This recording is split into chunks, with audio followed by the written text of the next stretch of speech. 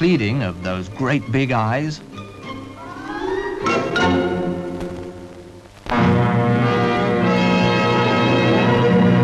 When Britain's Prime Minister went to New York to attend this remarkable meeting of the United Nations General Assembly, his presence was widely welcomed. New Yorkers themselves gave him a good hand.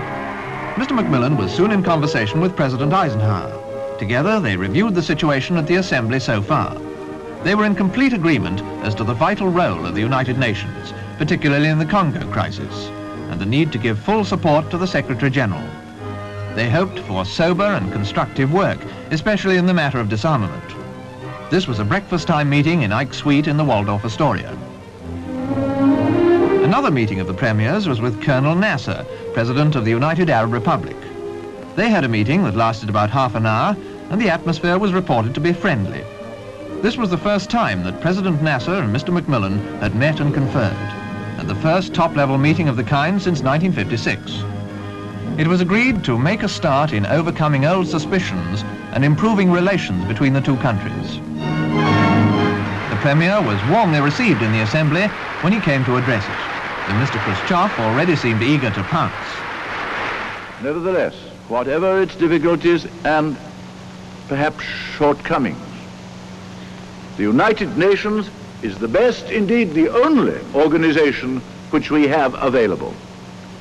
Its influence is continually growing. Like all organizations, it can no doubt be improved. The United Kingdom government feels that what the United Nations has done in the Congo was timely and should continue. We do not think that the constitutional disagreements between the Congolese leaders are a matter for this Assembly. It is for them and the Congolese people to decide how their constitution should be interpreted and their disagreements resolved. But certainly it would be a tragedy if the Congo were to become the arena for the contest between the two great groups of powers. The first sign of Mr. K's disapproval. President Eisenhower said, "We are prepared to submit to any international inspection, provided only it is effective and truly reciprocal."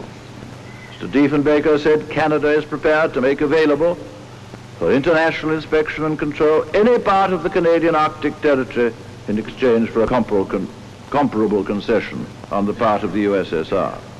I will add this: the United Kingdom will gladly allow any form of inspection and control that is accepted by the Soviet Union." A large number...